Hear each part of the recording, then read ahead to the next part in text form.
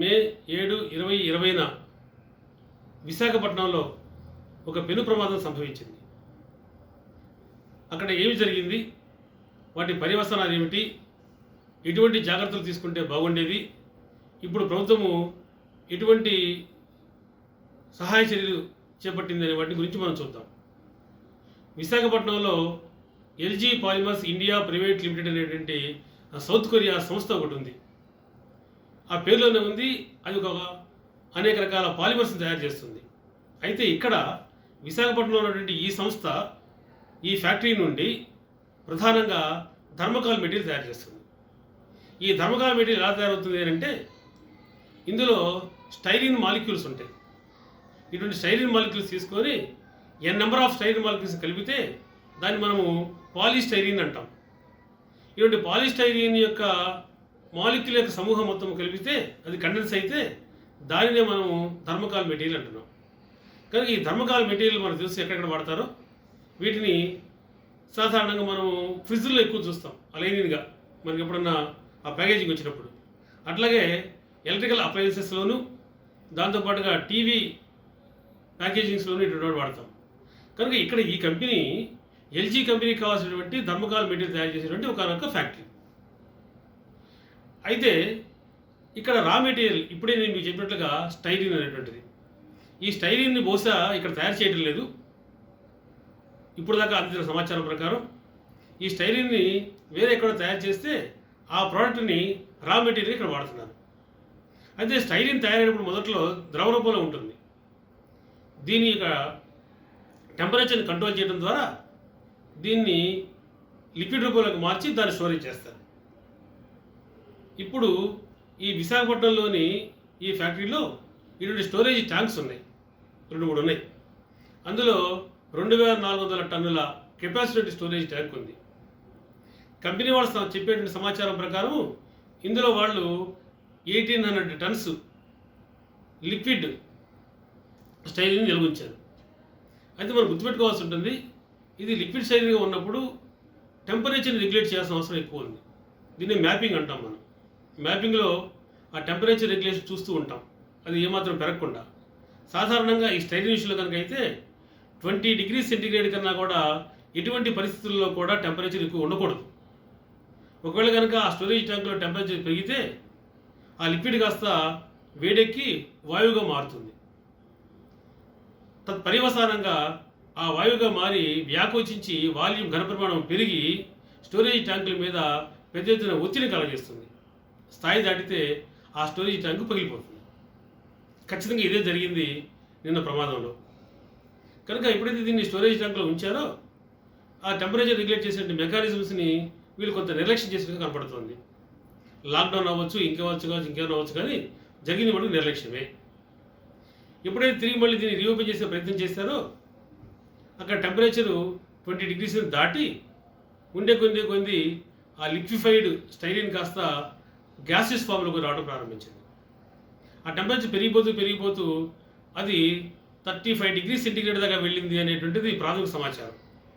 ఇంత టెంపరేచర్ ఎప్పుడైతే వెళ్ళిందో వెంటనే అది కాస్త మారేటువంటి వాయువు కాస్త పెద్ద ఎత్తున ప్రెజర్ అప్లై చేసింది. పర్యవసానంగా స్టోరేజ్ ట్యాంక్ బ్లాస్ట్ అయిపోయి అందులోంచి ఈ స్టైరిన్ వాయువు గాల్లో కలిసిపోయింది. దాదాపుగా 4-5 కిలోమీటర్ల వరకు ఇది వ్యాపించి ఉంటుంది అనేది మనకు కనబడుతున్న విషయం. అలాగైతే ఈ స్టైరిన్ గాలిలో కలవడం వల్ల ఏం జరుగుతుంది?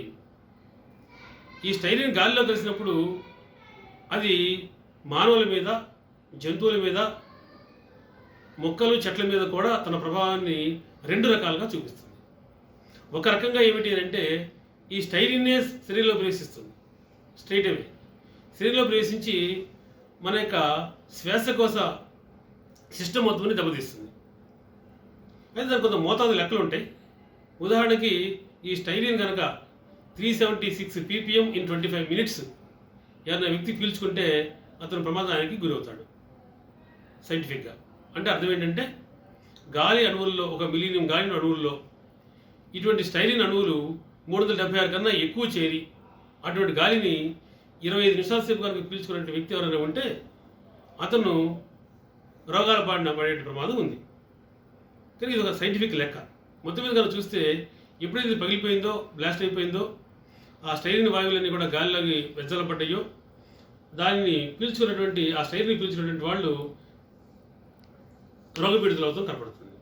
రెండో విషయం ఏంటంటే ఈ స్టైరిన్ ఉన్న మరొక లక్షణం, ఇది గాలిలో చేరిన తర్వాత ఇది గాలిలోని ఆక్సిజన్ని తనలో కలిపేసుకుంటుంది. కలిపేసుకొని స్టైరిన్ ఎపాక్సైడ్స్ని ఏర్పాటు చేస్తుంది. అంటే ఎప్పుడైతే స్టైరిన్ ఎపాక్సైడ్ ఏర్పడిపోయిందో గాలిలో ఉండే ఆక్సిజన్ కాస్త కన్వర్ట్ అయిపోయిందో గాలిలో ఉండే ఆక్సిజన్ కాస్త తగ్గిపోతుంది. కానీ గాలిలోని ఆక్సిజన్ తగ్గిపోయినప్పుడు అటువంటి గాలి పీల్చుకోవడం కష్టమవుతుంది, ఆ శ్వాస అందదు, ఇది మనకు ప్రమాదం. కనుక ఈ రెండు రకాలుగా ప్రధానంగా ఈ ప్రమాదంలో మనకి కనపడుతున్న అంశాలు. పర్యవసానం ఏమవుతుంది అంటే ఎవరైతే అటువంటి గాలి పీల్చుకున్నారో స్వల్పకాలికంగా కాస్త కళ్ళు తిరిగినట్టు ఉండటం, నీరసం రావటం, ఒత్తుగా ఉండటం, కళ్ళు తిరిగి పడిపోవడం లాంటివి జరుగుతాయి. కొన్ని సందర్భాలలో మనం చూసాం మృత్యువాత కూడా పడ్డారు. ఇట్లా ఒక్కొక్కళ్ళ మీద ఒక్కొక్క రకమైన ప్రభావాన్ని చూపించడానికి మళ్ళీ తిరిగి రెండు రకాల కారణాలు ఉంటాయి. ఒకటి ఏమిటి అంటే వాళ్ళు ఎంత మోతాదు పీల్చుకున్నారు అనేది ఒక అంశం, రెండవది వాళ్ళ రోగ నిరోధక శక్తి ఎంత ఉంది రెండో అంశం. ఈ రెండు అంశాలు దృష్టిలో పెట్టుకొని మనం గమనిస్తే చిన్న చిన్న పిల్లలు, వృద్ధులో, ఇతరపరమైన ఊపిరితిత్తుల వ్యాధులు ఉన్నటువంటి పేషెంట్స్ ఎక్కువ ప్రభావానికి గురవుతారు, మరణాలు కూడా సంభవించే ప్రమాదం ఉంది. మరొక వైపున కాస్త తక్కువ పీల్చుకున్న వాళ్ళు, అదేవిధంగా కాస్త రోగ నిరోధక శక్తి ఉన్న వాడి మీద ప్రభావం తక్కువ ఉంటుంది. మొత్తం మీద ఇది ఒక పెద్ద ఎత్తున జరిగే ప్రమాదం. ఈ ప్రమాదం జరిగినప్పుడు అనేక మంది మృత్యువాత పడటం, అదేవిధంగా వేల మంది వాళ్ళ బాధపడటం మనం చూస్తున్నాం. ఇది కేవలము మానవ తప్పిదమే అని అనిపిస్తోంది. ఎందుకంటే లాక్డౌన్ కారణం చెప్పినా మరి ఇంకే కారణం చెప్పినా ఇటువంటి ప్రమాదాలని ముందు ఊహించాలి, కానీ జరిగిపోయిన తర్వాత పోస్ట్ మార్టం రిపోర్ట్ ఇవ్వడం ద్వారా వచ్చే ఉపయోగం ఏమీ లేదు. ఇటువంటి వాటిని నివారించడానికి రకరకాల చర్యలు వాళ్ళు చేపట్టవలసి ఉంటుంది. అందులో ఒకటేమిటి అని అంటే ఇంత మనం చెప్పినట్లుగా ఆ టెంపరేచర్ రెగ్యులేట్ చేసే మెకానిజంని ఎటువంటి పరిస్థితుల్లో కూడా ఆపకూడదు. ఏమాత్రం టెంపరేచర్ పెరిగినా కూడా వెంటనే సైరన్ మోగుతుంది, వాళ్ళకి ఇండికేషన్ ఇస్తుంది, ఆ వ్యవస్థ పనిచేసినట్టుగా లేదు. రెండవది ఇటువంటి లిక్విడ్ స్టోరేజ్ మెషిన్స్కి, ట్యాంక్స్కి రీసైక్లింగ్ సిస్టమ్ పెట్టవలసిన అవసరం ఉంది. ఈ రీసైక్లింగ్ సిస్టమ్ ఏమవుతుంది అంటే ఎంత వాయువు అయితే ఎంతైతే లిక్విడ్ కన్వర్ట్ అయిపోయిందో వాయువుగా అది ట్యూబ్స్ గుండా ప్రయాణం చేసి వేరే నాళంలోకి వెళ్తుంది. అక్కడ కండెన్సర్ సహాయంతో దాన్ని తిరిగి మళ్ళీ లిక్విఫై చేసి తిరిగి ఒరిజినల్ స్టోరేజ్కి మారుస్తారు. కనుక ఈ రీసైక్లింగ్ ప్రాసెస్ కూడా అక్కడ ఉన్నట్టుగా లేదు. లేదా మూడో ప్రక్రియ ఏమిటి అని అంటే ఆ స్టోరేజ్ ట్యాంక్ నుంచి ఏదైతే వాయువు లీక్ అయిపోయిందో అది గాల్లో కలవకుండా దాన్ని డంపింగ్ చేస్తారు, అంటే వేరే చోటకి డంప్ చేస్తారు, వేరే మెకానిజం ఏర్పాటు చేస్తారు. ఆ డంప్ అయిన చోట తిరిగి మళ్ళీ దాన్ని ఈ కండెన్సర్ సహాయంతో కూల్ చేసి తిరిగి మళ్ళీ దాన్ని లిక్విడ్గా మారుస్తారు. ఇటువంటి అనేక రకాల చర్యలు చేపట్టాల్సి ఉంటుంది. మరి ఇటువంటి చర్యలు వాళ్ళు చేపట్టారా, అవి కూడా ఫెయిల్ అయిపోయినాయా, అసలు చేపట్టలేదా అనే దానిని మనం బహుశా 1-2 రోజుల్లో చూస్తాం. అయితే తాత్కాలికంగా దీనికి ఉపశమనం కావాలి కాబట్టి ఇప్పుడు అక్కడ 2 రకాల పనులు జరుగుతున్నాయి. ఒకటేమిటి అని అంటే ఎక్కడైతే ఆ స్టోరేజ్ ట్యాంకులో వాయువుగా మారిపోయిందో దాన్ని మళ్ళీ తిరిగి వాళ్ళు లిక్విఫికేషన్ రూపంలో మారుస్తున్నారు, అంటే ద్రవ రూపంలో మార్చే ప్రయత్నం చేస్తున్నారు. దీనికోసం అక్కడ ఈ స్టోరేజ్ ట్యాంకుల దగ్గర షెల్ ఏరియాస్ ఉంటాయి. ఆ షెల్ ఏరియాస్కి ఫ్రియాన్ గ్యాస్ ఉపయోగించి కంప్రెసర్స్ ద్వారా మెథనాల్ వాటర్ని లోపల పంపిస్తున్నారు. ఈ మెథనాల్ వాటర్ వెళ్ళి దాని చుట్టూ తిరుగుతూ సర్క్యులేట్ అవుతూ అక్కడ టెంపరేచర్ తగ్గిస్తుంది. తద్వారా తిరిగి మళ్ళీ ఆ గ్యాస్ స్టేజ్లో ఫామ్ అయ్యేది కాస్త లిక్విడ్ స్టేజ్లోకి మారుతుంది. దాన్నే ఘనీభవింపజేస్తే ఇంతకుముందు మనం చెప్పినట్టుగా ధర్మకాలుగా మారుతుంది. అలా చేయడం ద్వారా ఆ ప్లాంట్లో ఉన్నటువంటి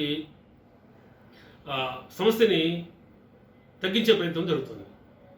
ఇంకొక ప్రమాదం ఏమిటి అంటే ఇంకొక ప్రయత్నం ఏం చేయాల్సి ఉంటుంది అంటే మరొక వైపున గాలిలో కలిసిపోయినటువంటి ఆ యొక్క స్టైరిన్ పరిస్థితి ఏమిటి అనేటిది. గాలిలో కలిసిన స్టైరిన్ వ్యాపిస్తోంది. ఆ స్టైరిన్ మాలిక్యూల్స్ని కూడా మనం తొలగించాల్సిన అవసరం ఉంది. అందులో దానికి కొత్తగా ఒక సిస్టమ్ అనే దాన్ని ఇప్పుడు ప్రభుత్వాలు వాడుతున్నాయి. ఆ సిస్టంలోనే మనకు కనబడుతోంది. ఉదయం పేపర్లోనో ఉదయం టీవీలో చూసినప్పుడు మనకి తెలిసిన విషయం. అందులో మనకి కెమికల్స్ వాడాల్సి ఉంటుంది. ఇక్కడ మనకి పారా టెర్షరీ బ్యూటైల్ కెటకాల్ అనేదాన్ని వాడతారు. దీన్ని మనం పీటీబీసీ అనేటువంటి కెమికల్ ఇది పారా టెర్షరీ బ్యూటైల్ కెటకాల్. ఈ పారా టెర్షరీ బ్యూటైల్ కెటకాల్ అనేటువంటిది ఈ పీటీబీసీ అనేటువంటిది ఒక కెమికల్. దీన్ని గుజరాత్ నుంచి తెప్పిస్తున్నారు. దీన్ని ఎంత మేర అయితే ఈ స్టెరాయిడ్ నిండిపోయి ఉందనుకుంటున్నారో అక్కడ స్ప్రే చేస్తారు. అందువల్ల ఈ పీటీబీసీ అనేటువంటిది ఆ స్టెరైన్ వాయువులు తిరిగి మళ్ళీ మారుస్తుంది. మార్చి వాటి రియాక్షన్లో పోకుండా వాటిని సాలిడిఫై చేస్తుంది. కాబట్టి వాయురూపంలో ఈ స్టెరైన్ని తిరిగి మళ్ళీ గంధరూపంలో మార్చేయడం ద్వారా దానికి శక్తిని హరించివేస్తుంది. అలా హరించివేయడం వల్ల దాని ప్రభావం తగ్గుతుంది. కనుక ప్లాంట్లో మెథనాల్ వాటర్ కలపడం ద్వారా దాన్ని కంట్రోల్ చేయటం, ఈ పీటీబీసీని వాడటం ద్వారా తిరిగి మళ్ళీ గాలిలో ఆల్రెడీ పెరిగిపోయినటువంటి వాటిని డీస్టెరిలైజ్ చేయడం ద్వారా దీనికి ప్రస్తుతానికి తాత్కాలికంగా ఒక సొల్యూషన్ అయితే కనుక్కుంటున్నారు. అయినప్పటికీ ఇది ఒక పెద్ద మానవ తప్పిదంగా మనం భావించాల్సి ఉంటుంది. ఇంతకుముందు మనకి భూపాల్లో జరిగేటువంటి మిథైల్ ఐసోసైనేట్ అంత ప్రమాదం ఇది కానప్పటికీ దాని నుంచి మనము ఏమాత్రం గుణపాఠాలు నేర్చినట్టుగా లేము. ఆ రోజున పెద్ద ఎత్తున మరణాలు సంభవించినాయి. వాటికి లాంగ్ టర్మ్ ఎఫెక్ట్స్ ఉన్నాయి. అటువంటి లాంగ్ టర్మ్స్ ఎఫెక్ట్స్ ఉన్నాయా లేవా అనే దాని మీద పరిశోధన జరగాల్సి ఉంది. ఇంకా దాని మీద ఈ యొక్క స్టైలింగ్ మీద పరిశోధనలు పూర్తి కాలేదు. అందువల్ల మరి ఈ లాంగ్ టర్మ్స్ ఎఫెక్ట్స్ కూడా ఉండే పని అయితే ఇంకా ప్రమాదాన్ని దారితీస్తుంది. కనీసం భవిష్యత్తులోనైనా సరే ఇటువంటి ప్రమాదాలు జరగకుండా అటు ప్రభుత్వాలు ఇటు కార్పొరేట్ వ్యవస్థలు జాగ్రత్త పడాల్సిన అవసరం అయితే ఎంతో ఉన్నది అని ఈ ప్రమాదం మనకి తిరిగి మళ్ళీ గుర్తు చేస్తుంది. Please watch Tulsi News. Please subscribe to Tulsi News.